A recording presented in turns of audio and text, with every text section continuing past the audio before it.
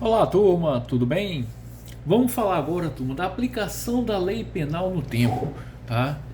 Aqui, primeiro, devemos falar um pouquinho sobre o princípio da extratividade da lei penal ou da norma penal. Está previsto, turma, lá no parágrafo único do artigo 2º do nosso Código Penal, que assim diz, turma: a lei posterior, que de qualquer modo favoreceu a gente, aplica-se aos fatos anteriores, ainda que decididos por sentença condenatória transitada e julgado. Turma, a partir do que diz, tá? O que quis dizer o legislador no parágrafo único do artigo 2º, surgem duas hipóteses: a questão da ultratividade da lei penal e a retroatividade da lei penal. Mas o que significa ultratividade? Turma, ocorrerá a ultratividade quando a lei, mesmo depois de revogada, ela continua a regular os fatos ocorridos durante a sua vigência. Então, quando eu falo ultratividade da lei penal, significa que a lei, mesmo após a sua revogação, ela continuará a reger os fatos praticados durante a sua vigência. Então, ultratividade, ela avança no tempo, tá? E a retroatividade, Ivo, tá? É a possibilidade conferida à lei penal de retroagir no tempo, a fim de regular os fatos ocorridos anteriormente à sua entrada em vigor, tá? Então, ultratividade é avançar no tempo. Retroatividade é voltar ao tempo, retornar no tempo. Lembre-se, a regra, turma, é que a lei penal, tá, ela só irá retroagir se for para beneficiar o réu. Ela jamais irá retroagir se for para prejudicar o réu. Vamos aqui um exemplo para entendermos essa questão da ultratividade e retroatividade. Digamos que existe uma lei A onde dizia que jogar um pincel no chão é crime, tá? É crime. Tibúcio jogou o pincel no chão durante a vigência dessa lei. Durante a vigência dessa lei A. Perfeito? Houve a instrução processual, tá? Houve a instrução processual. Quando ele foi sentenciado, finalizada a instrução processual e saiu a sentença, existia uma lei B que descriminalizou essa conduta. Nesse caso, turma, essa lei B, lei nova, que é mais benéfica, irá retroagir, a voltar no tempo para beneficiar Tibúcio. Ele não será condenado. Tranquilo? Isso é retroatividade. Ultratividade. Digamos que na lei A, a pena prevista pela conduta praticada por Tibúcio, tá, era de 10 anos. Ou era de 5 anos, melhor dizendo. Quando, na prolação da sentença, a conduta praticada por Tibúcio ainda era criminosa. Entretanto, veio uma lei B e aumentou a pena de 5 para 10 anos. Nesse caso, a lei A, como é mais benéfica, irá ultraagir a época da sentença. Ela vai avançar no tempo, porque ela é mais benéfica. Belezinha, turma? Tranquilo? Ótimo. Vamos falar agora um pouquinho do tempo do crime. Ivo, quando é que ocorre o crime? Existem, turma, 3 teorias que falam a respeito do tempo do crime, que são a teoria da atividade, a teoria do resultado e a teoria da ubiquidade ou mista. Vamos falar de cada um. De acordo com o tempo do crime, para a teoria da atividade, tá? de acordo com a teoria do crime, ou a teoria, melhor dizendo, de acordo com a teoria da atividade, o tempo do crime será o momento da conduta, o momento da ação ou da omissão, independentemente de quando ocorra o resultado. Então, repetindo, o tempo do crime para a teoria da atividade. O tempo do crime será o momento da conduta, o momento da ação ou da omissão, independentemente de quando ocorra o resultado. Para a teoria do resultado, como o próprio nome já diz, o tempo do crime não será o momento da conduta, não será o momento da ação ou omissão, mas sim o momento do resultado. Beleza? E para a teoria da ubiquidade ou mista? Para essa teoria, como o próprio nome diz, ela é a união das duas teorias anteriores. A teoria do resultado e a teoria da atividade. É a junção das duas. Para a teoria da ubiquidade ou mista, turma, o tempo do crime será tanto o momento da conduta quanto o momento do resultado. Epa, Ivo, legal. Você já disse que nós temos 3 teorias que versam a respeito do tempo do crime. Mas qual a teoria que eu devo adotar? O direito penal brasileiro adotou qual dessas 3 teorias, Ivo? Ora, turma, aí, para responder tal questionamento, temos que ir ao nosso Código Penal. Lá no artigo 4º, que assim diz: considera-se praticado o crime no momento da ação ou omissão, ainda que outro seja o momento do resultado. Então, turma, o nosso Código Penal, a mais singela leitura do artigo 4º, percebe-se que ele adotou a teoria da atividade. Então, turma, para o direito brasileiro, para o direito pátrio, o tempo do crime será o momento da ação ou omissão, independentemente de quando ocorra o resultado. Belezinha? Ivo, mas para que serve isso? Turma, então essa questão, nós sabemos quando que ocorreu o crime, é justamente saber qual lei eu irei utilizar para saber se a época do fato o agente era imputável ou inimputável.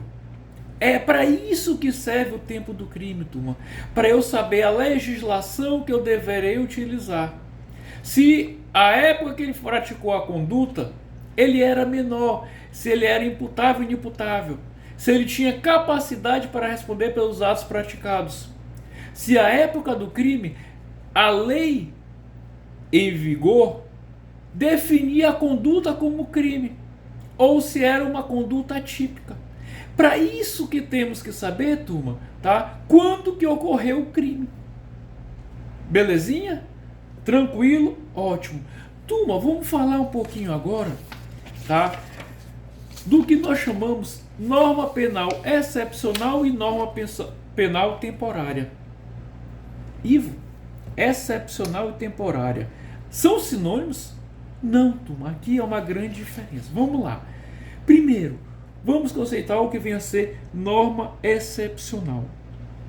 Norma excepcional, turma, é aquela que possui vigência durante uma situação transitória emergencial. Tá? Então, norma ou lei excepcional é aquela que irá vigorar durante uma situação transitória emergencial. Um exemplo, durante um período de guerra, durante o período de uma calamidade pública, durante uma inundação. Aqui, turma, não há um período prefixado de vigência. Nós não sabemos até quando essa lei irá vigorar. Ela irá persistir, irá existir enquanto durar a situação emergencial.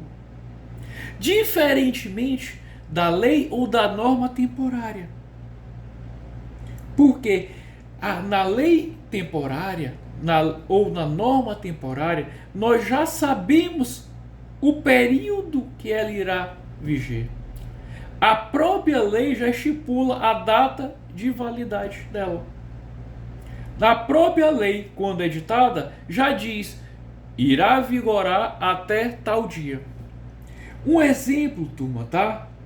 Foi durante o período da Copa do Mundo, aqui de 2014, que foi realizado no Brasil. Foi editada uma lei.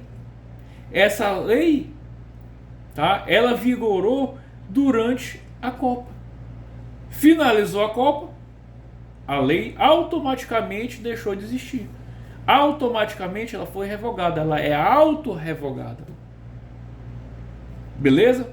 Aqui vamos dar uma lida do que diz o artigo 3º do nosso Código Penal, que assim diz: a lei excepcional temporária, embora decorrido o período de sua duração, ou cessadas as circunstâncias que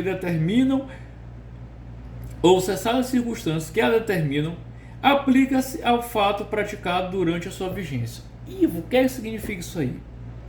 Turma, significa que os atos praticados durante a vigência de uma lei temporária ou de uma lei excepcional, mesmo após elas deixarem de existir, um fato praticado, uma conduta praticada sob a égide de uma lei excepcional ou de uma lei temporária, mesmo após o término da vigência ou da temporária ou da excepcional, ensejará que o agente cumpra, responda pelo fato praticado. Vamos lá. Digamos que é durante uma guerra. O governo edite uma lei dizendo que enquanto durar o período de guerra, a pessoa não poderá sair da sua casa. Se assim o fizer, estará sujeita a uma sanção. Beleza? Essa é a lei. A pessoa não pode sair de casa. Ou melhor dizendo, vou mudar, ficou até melhor. Sair de casa foi meio complicado. Diz que durante esse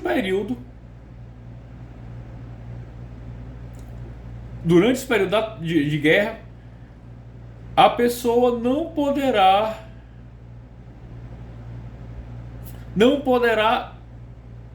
realizar um saque bancário. Pronto, durante esse período de guerra não poderá realizar um saque bancário. Tá? Não, é até melhor, o anterior, acho melhor, vamos lá, o exemplo anterior mesmo é melhor, vamos lá. Durante o período de guerra, é ditada a lei que proíbe a pessoa sair da sua casa. Se o sair, estará sujeito a uma sanção. Tibúcio, durante o período da vigência dessa lei, ele saiu de casa. A lei deixou de viger, deixou de existir. O processo continuou a andar. Quando ele saiu a sentença dele, já tinha transcorrido 1 ano da lei, que a lei tinha deixado de existir. Pergunto a vocês: o que vai acontecer com o Tibúcio? Tibúcio vai ser inocentado, vai ser absolvido? Ou ele irá ser condenado? Muitos irão responder: professor, isso é fácil. Ivo, você sempre falou que nós sabemos que a lei irá retroagir para beneficiar o réu. Se a conduta deixou de ser crime, você falou agora há pouco, ele vai ser absolvido. Não, aqui é uma exceção, turma. Tá? Quando se tratar de lei excepcional, lei temporária, tá? Mesmo deixado o período de vigência, deixou de existir a lei excepcional ou temporária, mesmo após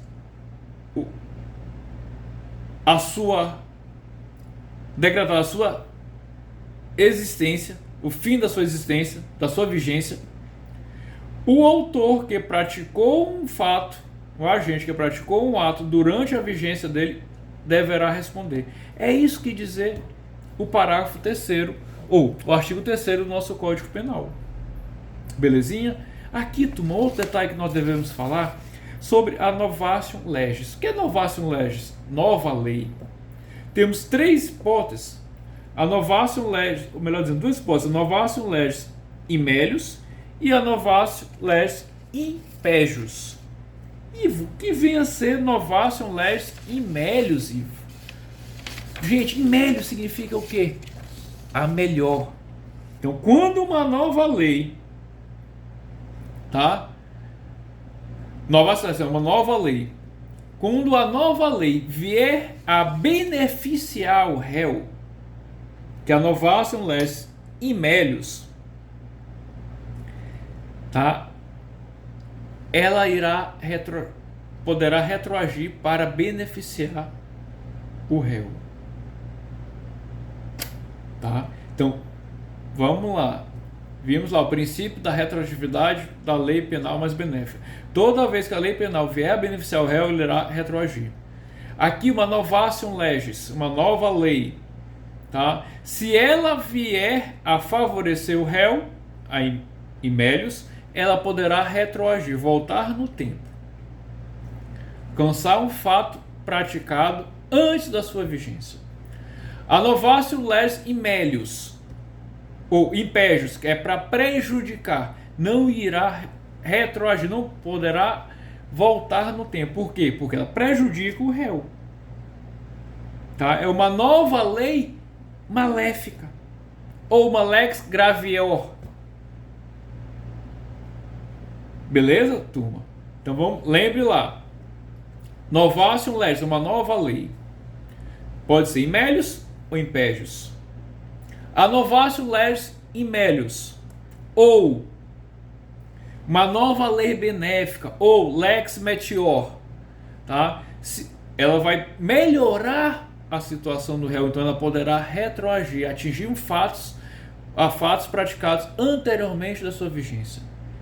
Já a novatio legis in pejus, ou a nova lei maléfica, ou lex gravior, ela irá prejudicar a situação do réu. Nesse caso, ela não poderá atingir fatos praticados antes da sua vigência.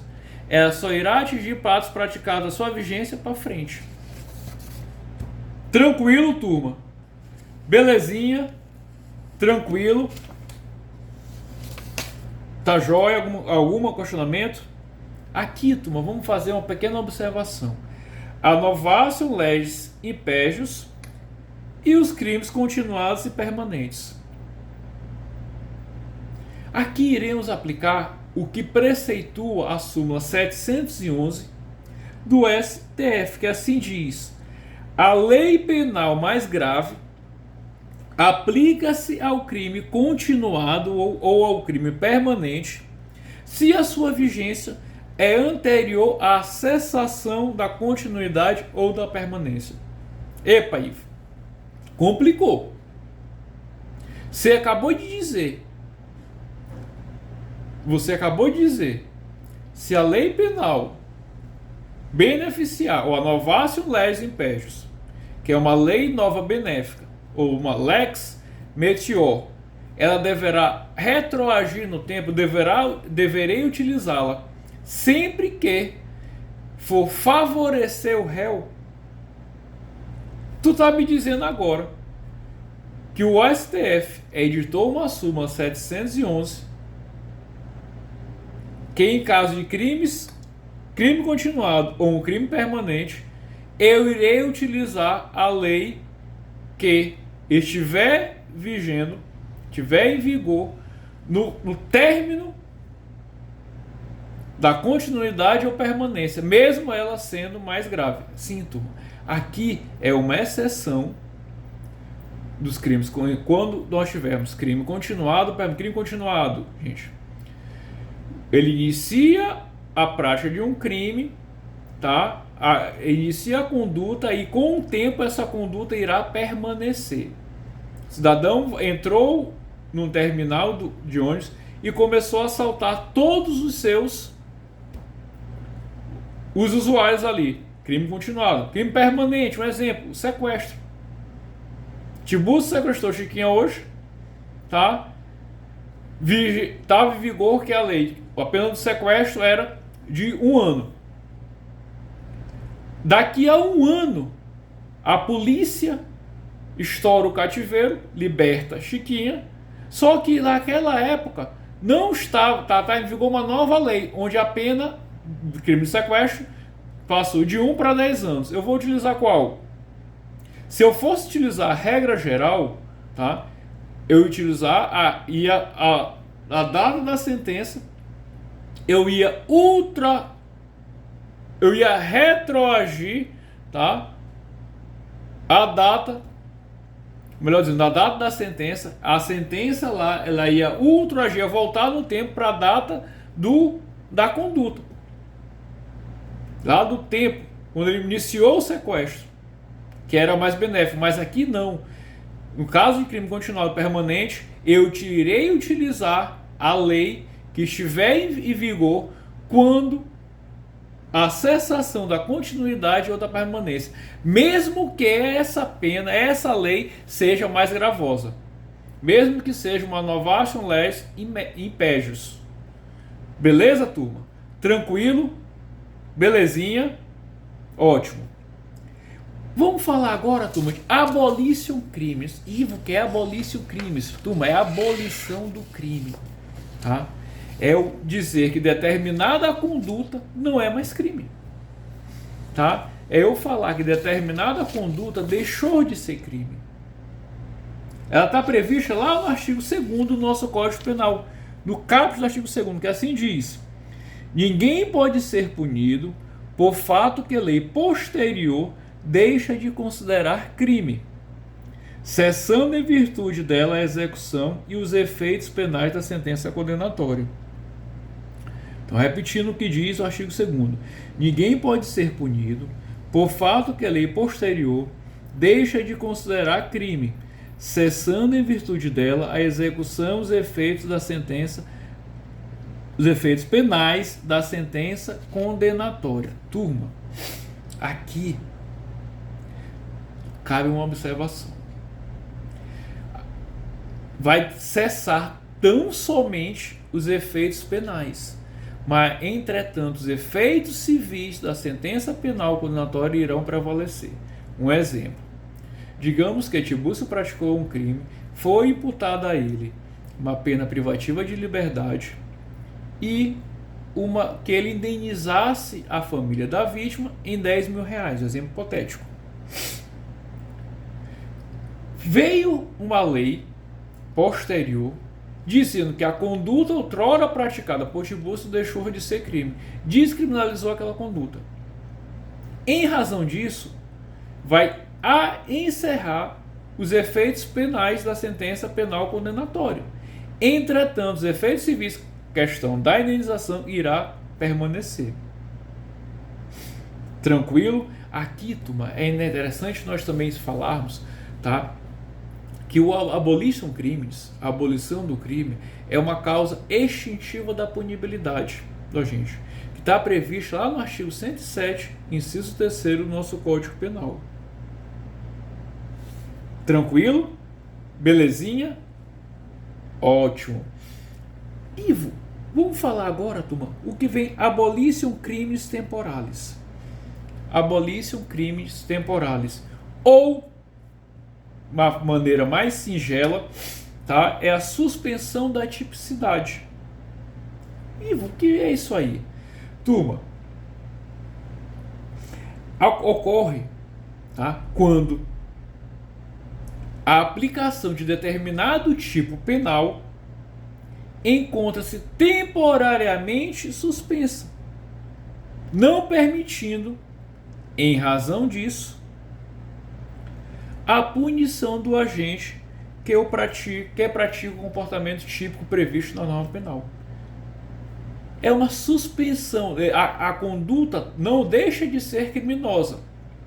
Apenas ela é suspensa. Por isso falamos abolição crimes temporalis. Ou suspensão da tipicidade. Durante um determinado período, aquela conduta deixa de ser executada. Eu não posso punir o agente que pratica essa conduta. Belezinha? Turma, vamos falar agora de um negocinho chamado princípio da continuidade normativo típica. Princípio da continuidade normativo típica. Ivo? Que isso, Ivo? Aqui, turma, ocorre, tá?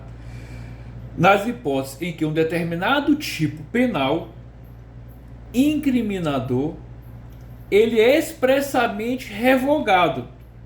Contudo, seus elementos são incorporados por outro tipo penal. Ivo, tu pode explicar melhor? Posso, turma. Acontece, turma, quando um tipo penal incriminador, uma determinada conduta é tida como criminosa, só que o artigo que trata dela é revogado. Entretanto, ela é incorporado por um outro tipo penal. Um exemplo, turma. Existia aqui, antigamente nós tínhamos o crime de atentado violento a pudor, que estava previsto no artigo 214 do nosso Código Penal. Entretanto, tal artigo foi revogado. E o tipo previsto nessa legislação foi incorporado pelo artigo 213 do nosso Código Penal, que trata do crime de estupro. Tá? Então, que assim diz o artigo 213. Tá?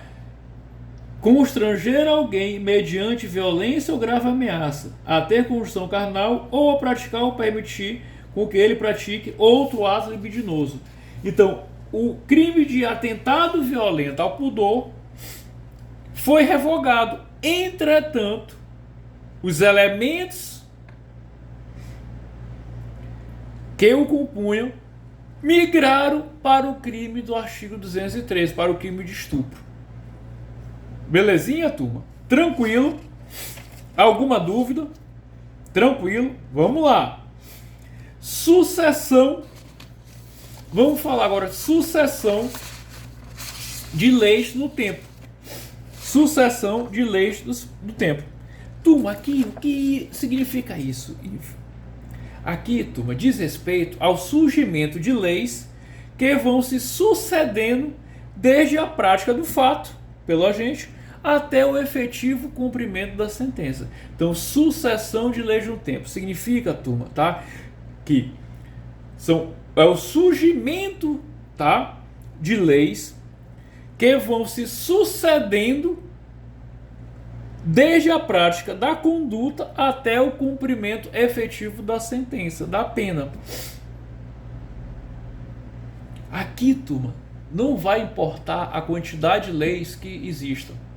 Se forem 10 que existam, eu sempre irei utilizar aquela lei que mais beneficiar o agente. Repetindo, nosso direito penal sempre vai favorecer o réu. Digamos que tem uma lei A, uma lei B e uma lei C. A lei A, a pena da conduta é 1 ano. A lei B, 2 anos. E a lei C, 3 anos. Eu irei utilizar a lei A, porque ela é a mais benéfica. É a que mais beneficia o agente. Tá? Lei intermediária, turma. Pega esse mesmo exemplo. Temos lei A, lei B e lei C. Digamos que a lei A pena é 2 anos. A lei B, 1 ano. A lei C, 3 anos. Eu vou utilizar qual lei? Qual é que mais beneficia o réu? A A, que a pena era 2 anos. A B, que a pena é 1 ano. Ou a C, que a pena é 3 anos. Vou utilizar a lei B, que é a mais benéfica, onde a pena é menor, 1 ano. É a lei intermediária. Tranquilo? Beleza, turma? Tranquilo? Vamos lá. Combinação de leis ou lex tertius. Que é isso, Ivo? Tu podes me explicar? Vamos lá. Quando é que ocorre a combinação de leis ou leis tércio? Tá? Ela ocorre quando, a fim de atender, tá, aos princípios da ultratividade e da retroatividade em mélios, no caso, para melhorar, ao julgador é conferida a possibilidade de extrair dois diplomas ou dois diplomas, dos dois diplomas, um dispositivo que atenda ao interesse do agente. Turma, aqui, doutrinariamente, a doutrina majoritária entende que isso é impossível. Princípio da legalidade. Só a lei pode criar um crime, só a lei pode combinar uma pena. Aqui nada mais é dizer que quando eu faço a combinação de leis ou lex tertius, significa que o juiz vai pegar, bem dizer, é como se o juiz estivesse criando uma lei. Existem duas leis, tá? Ele vai abstrair as duas existentes para tirar uma e para chegar a um consenso, algo que vai beneficiar ao réu. Infelizmente, tá? Se nós analisarmos, tá, doutrinariamente e jurisprudencialmente, tal conduta não é possível. Muito embora existam alguns doutrinadores, muito embora existam alguns julgamentos que abram essa possibilidade, eu entendo ser possível. Ou eu vou utilizar uma, ou eu vou utilizar a outra. Lógico, vou utilizar aquela que for mais benéfica ao réu. Eu não posso chegar para agradar A e B, eu vou chegar ao meio termo. Isso não existe. Tranquilo? Tranquilo? Turma, aqui nós falamos da lei Meteor, né? Novation Legis e Melius, aquela lei que melhor